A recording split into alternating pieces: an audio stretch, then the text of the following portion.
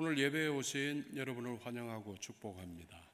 그리고 이번 등의 사정으로 영상으로 예배하시는 성도들도 같은 은혜 있기를 바랍니다.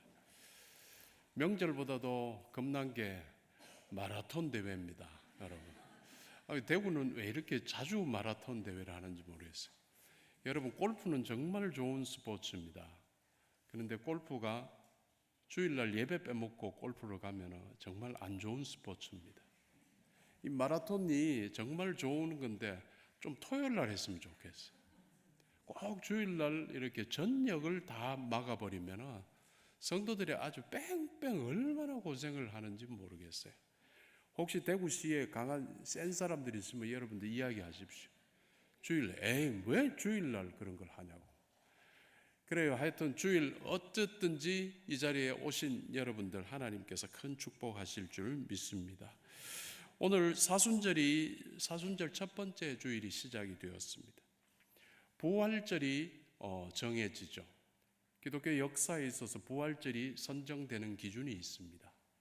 춘분점이 지난 보름 다음 주일을 부활절로 잡게 되어 있습니다. 원래는 4월 5일 주일이 부활절로 잡혔습니다. 그래서 4월 5일 부활주일에서 역으로 쳐서 40일, 그런데 중간에 끼 있는 주일의 숫자는 빼고, 그래서 40을 앞으로 가보면은 수요일이 걸려들게 됩니다. 그게 제2의 수요일, 3회의 수요일입니다. 사순절의 시작입니다. 이렇게 사순절이 이미 시작이 되었고, 오늘은 사순절 첫 번째 주일을 맞았습니다. 흔히들 사순절이라고 하면은 무겁고 어두운 분위기를 많이 떠올립니다. 그래서 사순절의 색상은 보랏빛입니다. 보랏빛을 쓰고 있습니다. 이 보랏빛은 또 대림절에도 사용하고 있습니다. 이 보랏빛은 특징이 의미가 기다린다라는 의미입니다. 그럼 사순절은 무엇을 기다리는가? 예수님의 부활을 기다리고 있고, 대림절은 예수님의 성탄을 기다리고 있는 절기를 이야기하는 겁니다. 그래서 저도 오늘 이 보랏빛이 들어가 있는 넥타이를 굳이 찾아서 메었습니다. 그래요. 지금은 이 사순절, 무겁고 어두운 분위기일 수 있지만 그것은 왜 그런가? 사람들이 이때는 좀 절제하며 살아야 된다, 금식하며 살아야 된다, 슬퍼해야만 한다고 생각하기 때문입니다. 그런데 사순절은 단지 고난의 연대기가 아닙니다. 승리를 재확인하는 시간이기도 합니다. 물론 세상의 눈으로 십자가는 지독한 패배의 상징입니다. 우리가 패배를 해도, 처형을 당해도 가장 처절한, 가장 비참한 처형이 십자가형입니다. 그래서 재판관들도 극악무도한 사람에게 형을 줘도, 사형을 줘도 십자가형은 피했다라는 거예요. 너무 잔혹하기 때문에. 그런데 바로 그 십자가가 사람들에게는 그래서 지독한 패배의 상징입니다. 이 십자가형을 당하기 위해서는 시간이, 십자가에서 죽기까지는 많은 시간이 함께 하게 됩니다. 패키지입니다. 오랜 시간을 거쳐서 사람들에게서 조롱을 받습니다. 정말 나쁜 놈이야, 정말 나쁜 놈이야 라고 이야기들을 자주 주변 사람들이 다 들려서 침을 뱉고 하는 조롱의 시간이 함께 따릅니다.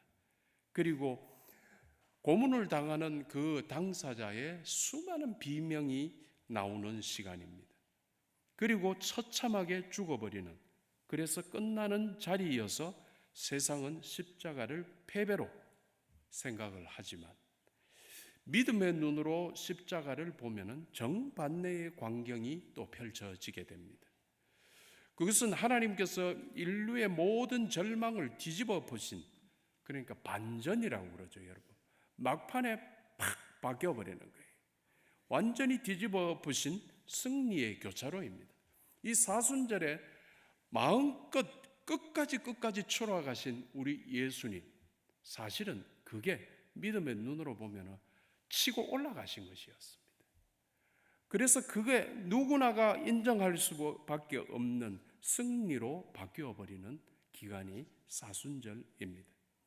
사순절의 마지막 부분, 마지막 주간을 고난주간이라고 합니다. 사순절의 클라이막스입니다. 그 고난은 물론 예수님께서 십자가를 달리신 일주일간의 그 앞부분의 시간과 그리고 십자가 처형이 있는 기간입니다. 무덤의 기간입니다. 그러나 그곳에서 이제 완전히 이 일을 뒤집어 엎으셨습니다. 교차로였습니다. 이는 우리 인생도 마찬가지라고 할 수 있습니다.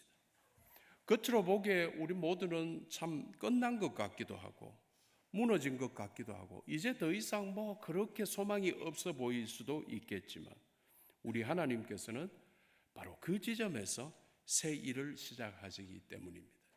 그래서 내가 제일 볼품없을 때, 내가 제일 약할 때, 내 힘이 제일 없을 때 우리 하나님의 은혜의 역사는 더 커진다. 그래서 이것을 기대하며 소망했던 게 사도 바울의 일생이었지요. 사순절 첫째 주일을 맞은 오늘 본문을 통해서 십자가가 왜 우리의 희망이 되고 십자가가 어떻게 우리의 승리가 되는지를 한번 묵상해 보고자 합니다. 먼저 십자가는 우리의 영적 사망 진단서를 찢어버린 사건입니다. 표현이 아주 근사하죠. 본문 13절에 이렇게 시작을 합니다. 골로새서 2장 13절 우리 함께 읽겠습니다. 또 범죄와 육체의 무할례로 죽었던 너희를 하나님이 그와 함께 살리시고 우리의 모든 죄를 사하시고 했습니다. 아시듯이 본문의 저자는 사도 바울입니다. 그런데 사도 바울이 지금 상황이 감옥에 갇혀서 이 글을 쓰고 있습니다. 사도 바울이 편안한 호텔에서 이걸 쓴 게 아닙니다. 지금 옥중에서 이 편지를 쓰고 있습니다. 그는 여기서 아주 냉혹하게 우리들의 우리들의 과거의 실체를 정의하는데 어떤 실체였는가? 죽었던 상태였다라는 겁니다. 골로새서 1장 13절 부분에 또 범죄와 육체의 무할례로 죽었던 너희를, 이 부분을 공동성 번역 개정판에서는 이렇게 표현합니다. 여러분이 전에는 잘못을 저질렀고 할례를 받지 않은 이방인으로서 영적으로 죽은 사람들이었으나, 훨씬 이해하기가 좋습니다. 솔직히 우리는 조금 고장난 어떤 수리만 조금 하면 다시 쓸 수 있는 가전제품 정도가 아니었습니다. 그리고 배터리가 다 되어가지고 잠시 꺼져 있지만은 곧 충전하면 다시 쓸 수 있는 내 휴대전화 정도도 아니었습니다. 완전히 끝나버린 겁니다. 영적으로 숨이 멎어버린 겁니다. 자력으로는 손가락 하나 깜짝할 수 없는 시신이었던 겁니다. 이것이 우리의 영적 실체였음을 잊지 마시기 바랍니다. 우리의 시작이 그러했습니다. 이러한 죽은 자의 특징이 무엇이겠습니까? 죽은 자는 반응은 하지 않습니다. 의사 드라마들 보면은 의사들이 막 이렇게 눈을 빛으로 열어보게도 아무 반응이 없습니다. 아파도 반응이 없고 아무 반응이 없습니다. 반응이 없는 겁니다. 죄는 하나님과 우리의 관계를 완전히 끊어버렸습니다. 끊어놓았습니다.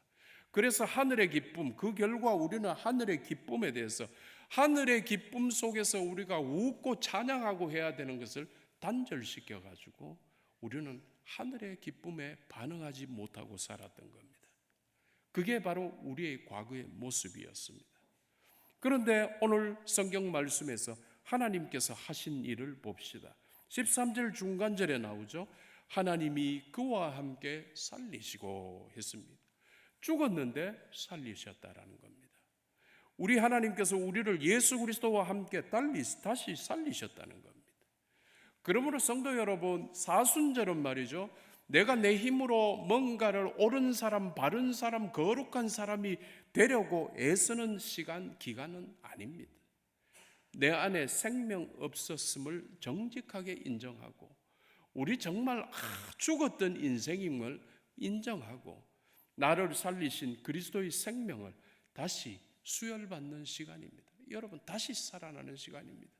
이번 사순절의 이 기간 40일의 기간을 통해서 여러분들의 이 영성이 더욱더 북돋아지기를 바랍니다. 여러분 혹시 옛날보다도 경건의 생활에서 약해졌다 그러면 그 경건의 생활마저도 옛날보다도 더 다시 회복할 수 있는 기간이 되기를 바랍니다. 소망의 기간이 되는 것입니다. 이미 죽었던 저를 주님께서 살려주셨음에 감사합니다 하는 기도와 찬송이 넘치는 시간이 되시기 바랍니다. 이게 여러분 진실입니다. 이게 정직한 고백입니다. 이 정직한 고백이 사순절의 첫 출발이자 희망의 시작임을 여러분 꼭 믿으시기 바랍니다. 둘째로, 십자가는 우리의 영적 빈 문서를 파기해버린 판결입니다. 요즘 판결이 많이 나오죠. 요즘은 우리나라 전 대통령에 대한 판결도 나오고, 또 미국에서는 관세에 대한 것이 대법원 판결이 나오고, 이거 판결이 나오면 겁난 거거든요. 판결은 그대로 해야 되는 거죠. 그대로.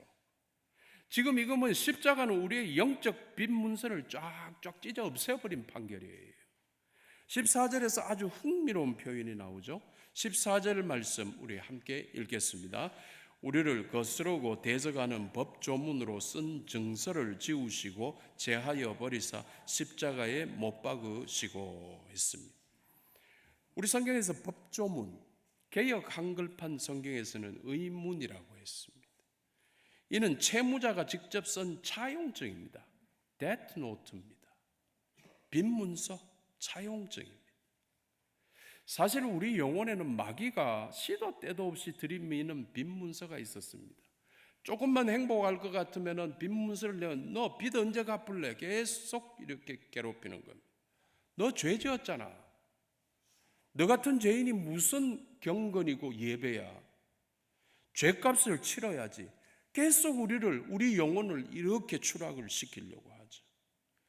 치밀하고 집요한 어떤 형사처럼, 그리고 치밀하고 집요한 어떤 검사처럼 정말 죄를 계속해서 만들어내고 죄를 계속해서 확인을 시키고, 사탄은 우리의 과거를, 지나간 과거를, 없어진 과거를 다시 들추어내고 계속해서 우리를 괴롭혔죠.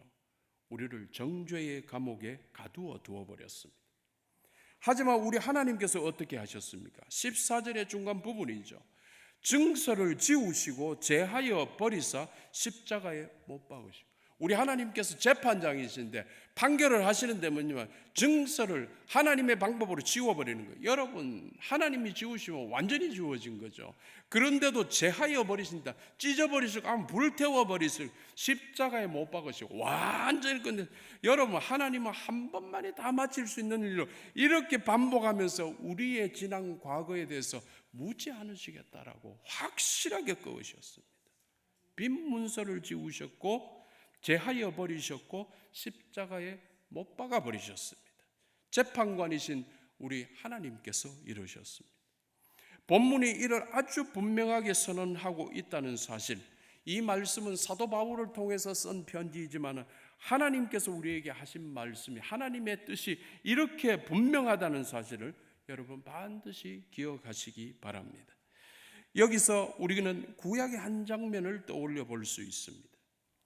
종살이 했던 애굽에서의 이스라엘, 애굽에서 해방시키시기 위해 하나님께서는 그 땅에 10가지의 재앙을 내리셨습니다.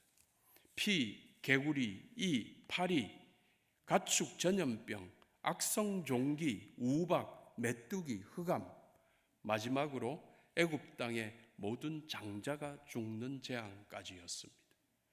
마지막 재앙이 내리고 바로 그 다음 날 출애굽하게 됩니다. 10번째 재앙이 왔을 때 바로는 완전히 두 손 두 발 다 듭니다. 이러다가 나도 죽겠구나 생각한 거죠.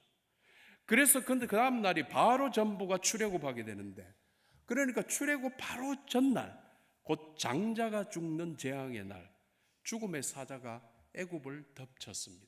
여러분, 영화 같은 데 보면 말이죠, 검은 그림자가 샥 지나가는 거 있지 않습니까? 죽음의 사자가 덮쳤습니다. 그래서 애굽 땅을 전부 덮치면서 그 집 안에서의 처음 태어난 것들이 다 죽어갔습니다. 그런데 그때 똑같이 집 사이에 살고 있었던 나중 이스라엘 백성인데 히브리 사람들, 또 히브리 사람들과 함께 하나님의 명령을 따랐던 사람들은 살아나게 됩니다. 여러분, 그들 스스로 무슨 뭐가 대단해서였지 않지 않습니까? 그들의 집에 양기둥의 문설주 양기둥, 그리고 가로틀인 임방에 자기들이 잡았던 양의 피를 쫙 발라두었습니다. 여러분, 믿음이 더 좋았던 사람일수록 피를 더 쳐발랐을 겁니다. 그렇지만 믿음이 없었지만은 그래도 모세의 말에 따랐던 사람은 어쨌든 피를 발랐을 겁니다. 그 피를 바른 곳은 죽음의 사자가 넘어갔습니다. 그게 유월절입니다. 그래서 모두가 울고 난리법석입니다. 그러나 그 피를 바른 집들 속에 들어가 있었던 생명들은 장자라도 죽지 않았습니다. 그 가정에서는 울음소리가 나오지 않았던 겁니다. 여러분, 심판의 사자는 집 안에 사람을 보지 않고 문 밖에 피를 보았던 겁니다. 그들이 살 수 있었던 건 이 피 때문에 살 수 있었습니다. 마찬가지로 십자가는 우리의 유월절입니다. 그래서 마귀가 여러분의 과거를 덜먹이면서 정죄하려고 할 때 여러분, 당당히 여러분들이 할 말은 뭐냐면 십자가를 가리키면 되는 겁니다. 십자가. 내 빈문서는 2000년 전 십자가 위에서 예수님과 함께 못 박혔고 이제 나에게는 청구할 죄값이 없다라는 겁니다. 여러분, 빚을 다 갚았는데 뭐 자꾸 옛날 걸 들고 와가지고 다 사라져버린 뭐 아무것도 아닌 것을 가지고 와서 빚을 갚으라, 그런 마귀들의 일에 속지 말아야 됩니다. 이것이 사순절에 우리가 누릴 평안의 근거입니다. 혹 성도들 속에도 있을 수 있는 평안하지 못한 마음들이 있습니다. 성도들 속에도 마음의 평안이 없는 분들 많습니다. 여러분, 그런 분들 예수 그리스도의 보혈의 공로로 다시 평안을 찾으시기를 축원합니다. 여러분은 평안할 자격이 있는 겁니다. 예수 그리스도의 보혈의 공로입니다. 여러분, 이러하시기를 주님의 이름으로 축원합니다. 셋째로, 십자가는 공개적인 승리의 행진입니다. 드디어 마지막 15절에 장엄한 승전가를 부르게 됩니다. 오늘 본문은 3절밖에 없었지만은 이 3절에 엄청난 걸 담고 있죠. 마지막 15절의 말씀을 함께 읽겠습니다. 통치자들과 권세들을 무력화하여 드러내어 구경거리로 삼으시고 십자가로 그들을 이기셨느니라. 당시 로마 군대는 최고의 군대였죠. 아주 대단했죠. 로마 군대는 전쟁에 나가면 거의 승리를 하죠. 로마 군대가 전쟁하는 모습을 어디 보면은 뭔가를 자료를 통해서 보면은 체계적으로 아주 잘하죠. 옛날은 대충 싸웠던 그런 게 아니라 로마는 아주 조직적으로 전쟁 준비가 되었고 전쟁에서 승리했죠. 전쟁이 끝나면 항상 들어와가지고 그 군인과 장군을 축복하기 위해 가지고 항상 로마 시내를 개선 행진을 합니다. 시민들이 다 나와서 박수치고 가루를 뿌리고 꽃가루를 뿌리면서 전부 나팔을 불면서 모두가 이 승리를 축복합니다. 그럴 때 장군들과 군인들이 쫙 지나가고 뒤쪽에 볼품없는 사람들이 따릅니다. 바로 이번 싸움에서 패배한 적국의 왕, 신하들, 군대들입니다.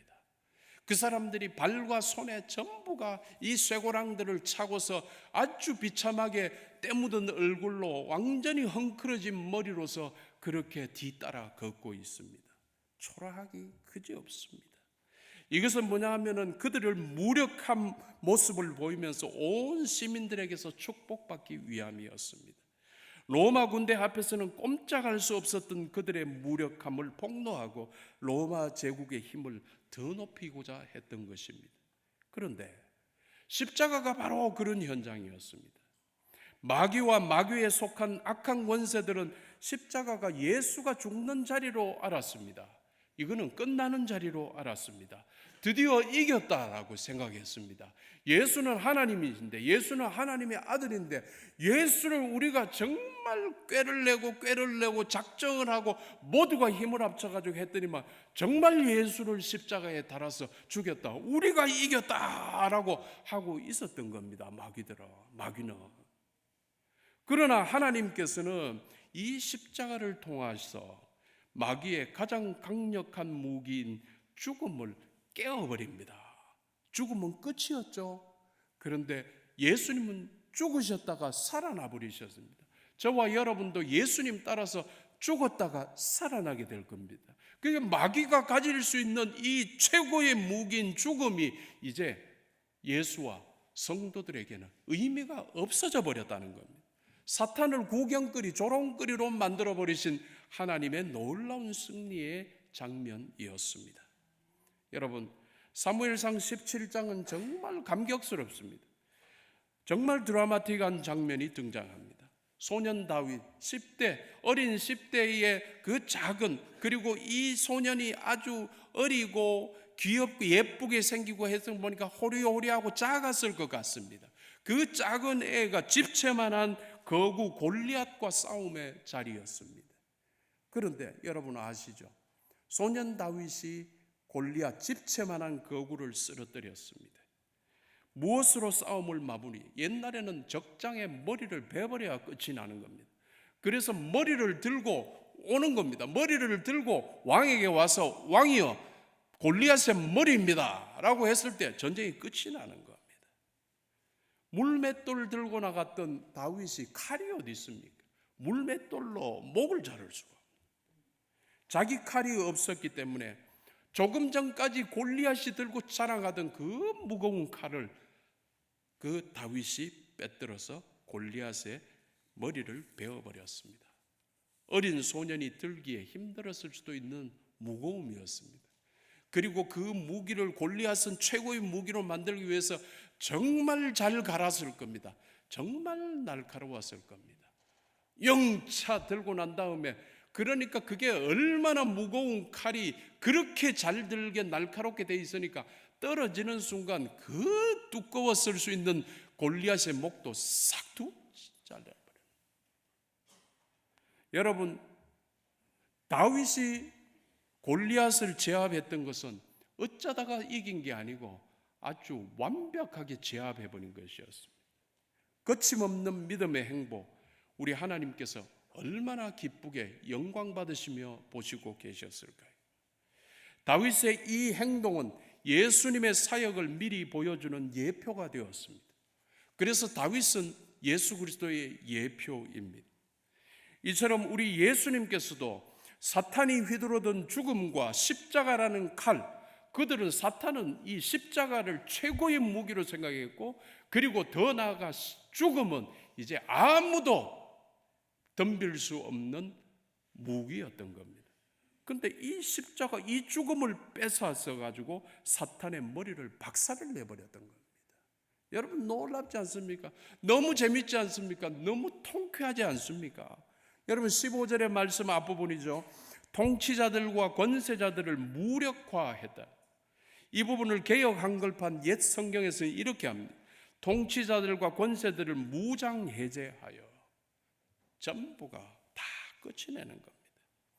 여러분이 이제 마귀는 무장이 해제되었습니다. 마귀는 옛날만큼 아무것도 힘이 없습니다. 마귀는 아무것도 없는, 무기가 없습니다. 이제 그러므로 이제 악한 영들이 주는 두려움에 절대 속지 마십시오. 여러분, 그들은 이미 무장 해제당해서 무력하게 되었습니다. 이기는 겁니다. 짖을 수는 있을지 몰라도 우리를 삼킬 수는 없게 되었습니다. 십자가가 이미 승리했기 때문입니다. 여러분 믿으시기 바랍니다. 결론을 맺습니다. 사랑하는 성도 여러분, 사순절 첫 번째 주일을 보내며 우리는 다시 십자가 앞에 섭니다. 다시 십자가를 붙들게 됩니다. 십자가를 붙드는 여러분은 더 이상 정죄받지 않을 것입니다. 여러분의 빈 문서는 이미 십자가에 못 박혀서 없어졌습니다. 십자가를 의지하는 여러분은 더 이상 두려워할 필요가 없습니다.